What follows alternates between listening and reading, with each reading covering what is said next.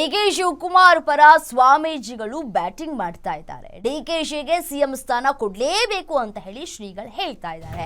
DK Shivakumar ಪರ ನಂಜಾವಧೂತ ಸ್ವಾಮೀಜಿ ಮಾತುಗಳನ್ನಾಡಿದ್ದಾರೆ. ಕೆಟ್ಟ ಮಾತಿಗೆ ತಪ್ಪಿ ನಡೆದರೆ ಮೆಚ್ಚನ ಪರಮಾತ್ಮನು, ಕೊಟ್ಟ ಮಾತಿಗೆ ತಪ್ಪಿ ನಡೆದರೆ ಮೆಚ್ಚನ ಪರಮಾತ್ಮನು ಅನ್ನುವಂತಹ ಒಂದು ಮಾತನಾಡಿದ್ದಾರೆ. ಒಕ್ಕಲಿಗ ಸಮುದಾಯವನ್ನ ಗ್ರಾಂಟೆಡ್ ರೀತಿ ನಡೆಸಿಕೊಂಡಿವೆ. ಎಲ್ಲ ಒಕ್ಕಲಿಗ ನಾಯಕರು ಸಿಎಂ ಆಗೋದಕ್ಕೆ ಹರಸಾಹಸವನ್ನ ಪಡಬೇಕು. ಈ ಹಿಂದೆನೂ ಕೂಡ ಸಾಕಷ್ಟು ಒಕ್ಕಲಿಗ ನಾಯಕರುಗಳು ಕೂಡ ಇದೇ ರೀತಿಯಾದಂತಹ ಪರಿಸ್ಥಿತಿಯನ್ನ ಎದುರಿಸಿದ್ದಾರೆ. ಈಗ ಡಿಕೆಶಿ ಅವ್ರಿಗೂ ಕೂಡ ಅದೇ ರೀತಿಯಾದಂತಹ ಪರಿಸ್ಥಿತಿ ಬಂದೊದಗಿದೆ. ಹೈಕಮಾಂಡ್ ಕೊಟ್ಟ ಮಾತನ್ನ ಮರಿಬಾರದು. ಸಿಎಂ ಸಿದ್ದರಾಮಯ್ಯ 7.5 ವರ್ಷ ಸಿಎಂ ಆಗಿದ್ದಾರೆ. ಉಳಿದ 2.5 ವರ್ಷ ಡಿಕೆ ಶಿವಕುಮಾರ್ ಅವರಿಗೆ ಬಿಟ್ಕೊಡ್ಲಿ ಅಂತ ಹೇಳಿ ಗ್ಯಾರಂಟಿ ನ್ಯೂಸ್ಗೆ ನಂಜಾವಧೂತ ಸ್ವಾಮೀಜಿ ಹೇಳಿಕೆಯನ್ನ ಕೊಟ್ಟಿದ್ದಾರೆ. ಕೊಟ್ಟ ಮಾತನ್ನ ಮರಿಬಾರ್ದು, ಆಡಿದ ಮಾತನ್ನ ಉಳಿಸ್ಕೊಳ್ಬೇಕು ಅಂತ ಹೇಳಿ ಅವರು ಕಿವಿ ಮಾತನ್ನ ಹೇಳ್ತಾ ಇದ್ದಾರೆ. ಇದರ ಜೊತೆಗೆ ತಮ್ಮ ಆಕ್ರೋಶವನ್ನು ಕೂಡ ವ್ಯಕ್ತಪಡಿಸ್ತಾ ಇದ್ದಾರೆ. ಈ ರೀತಿಯಾಗಿ ಪ್ರತಿ ಬಾರಿಯೂ ಕೂಡ ಒಕ್ಕಲಿಗ ನಾಯಕರು ಸಿಎಂ ಸ್ಥಾನಕ್ಕೆ ಏರಬೇಕು ಅಂತಂದ್ರೆ ಒಂದು ಹಗ್ಗ ಜಗ್ಗಾಟ ನಡೆಯುತ್ತೆ. ಬಿಟ್ಕೊಡೋದಕ್ಕೂ ಕೂಡ ಯಾರೂ ಕೂಡ ಒಪ್ಕೊಳ್ಳೋದಿಲ್ಲ. ಇದೇ ಪರಿಸ್ಥಿತಿ ಈಗಲೂ ಕೂಡ ಡಿಕೆಶಿಗೆ ಅದೇ ಬಂದಿದೆ ಅಂತ ಹೇಳಿ ಈ ಸಂದರ್ಭದಲ್ಲಿ ಅವರು ಮಾತುಗಳನ್ನು ಆಡಿದ್ದಾರೆ.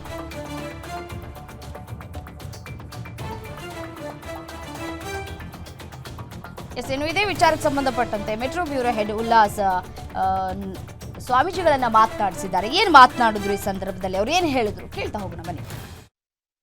ನಮ್ಮ ಜೊತೆಗೆ ಸ್ಫಟಿಕಪುರಿ ಮಹಾಸಂಸ್ಥಾನದ ಪೀಠಾಧ್ಯಕ್ಷರಾಗಿರುವಂತಹ ಶ್ರೀ ನಂಜಾವಧೂತ ಸ್ವಾಮೀಜಿ ಇದ್ದಾರೆ. ಪ್ರಸಕ್ತ ರಾಜಕೀಯ ಬೆಳವಣಿಗೆಗಳ ಬಗ್ಗೆ ಅವ್ರು ಏನು ಹೇಳ್ತಾರೆ ಅಂತೇಳಿ. ಸ್ವಾಮೀಜಿ, ಈಗ ರಾಜ್ಯ ರಾಜಕಾರಣದಲ್ಲಿ ಸಿಎಂ ಸ್ಥಾನ ಬದಲಾವಣೆ ಮಾಡಬೇಕು ಅನ್ನುವಂತಹ ಒಂದು ಮಾತುಗಳು ಕೇಳಿ ಬರ್ತಿದೆ. ಸೊ ಈ ವಿಚಾರಕ್ಕೆ ಸಂಬಂಧಪಟ್ಟಂತೆ ನಿಮ್ಮ ಅಭಿಪ್ರಾಯ ಏನು ಅಂತ? ನೋಡಿ, ಇದು ಅವರವ್ರ ಮಧ್ಯೆ ಆಗಿರುವಂಥ ಒಡಂಬಡಿಕೆ. ನಾವು ಹೇಳೋದೇನಂತ ಹೇಳಿದ್ರೆ, ಒಕ್ಕಲಿಗ ಸಮುದಾಯವನ್ನು ನೀವು ಗ್ರಾಂಟೆಡ್ ಆಗಿ ತಗೋಬೇಡಿ. ಈಗಾಗಲೇ ನಾವು ದೇವೇಗೌಡರು ಮುಖ್ಯಮಂತ್ರಿ ಆಗಬೇಕಾದ್ರೆ ನಾವು ನೋಡಿದ್ವು.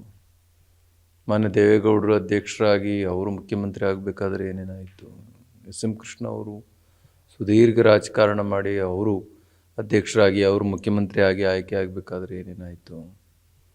ಅದೇ ರೀತಿ ಕುಮಾರಸ್ವಾಮಿರವರು 2 ಸರಿ ಮುಖ್ಯಮಂತ್ರಿಗಳಾಗಿ 2 ಸರಿನೂ ರೈತರ ಸಾಲ ಮನ್ನಾ ಮಾಡಿದ್ರು.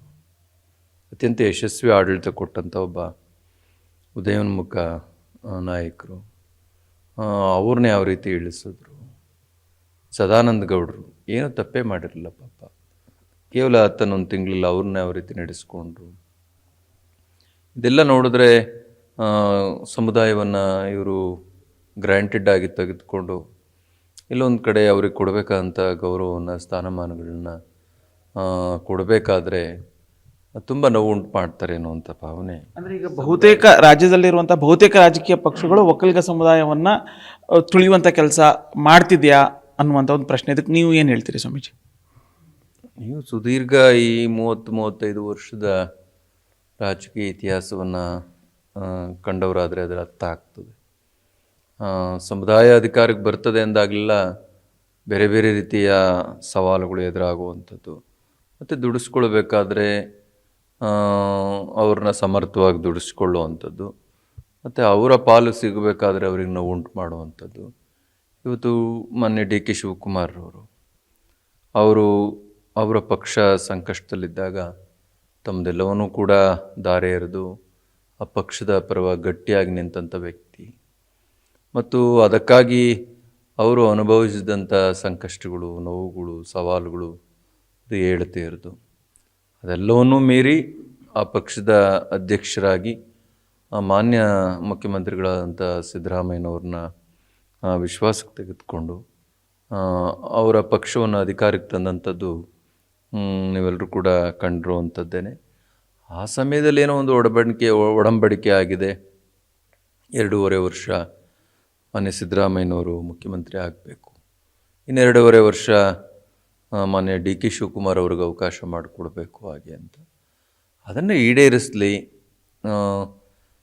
ನಮ್ಮ ನಾಡಿನಲ್ಲಿ ನೀವೆಲ್ಲ ಗೋವಿನ ಹಾಡನ್ನು ಕೇಳಿದಾಗೆ ನಾವೆಲ್ಲ ಕೇಳಿ ಬೆಳೆದಾಗೆ ಕೊಟ್ಟ ಮಾತನ್ನು ತಪ್ಪಿ ನಡೆದರೆ ಮೆಚ್ಚಿನ ಪರಮಾತ್ಮನು.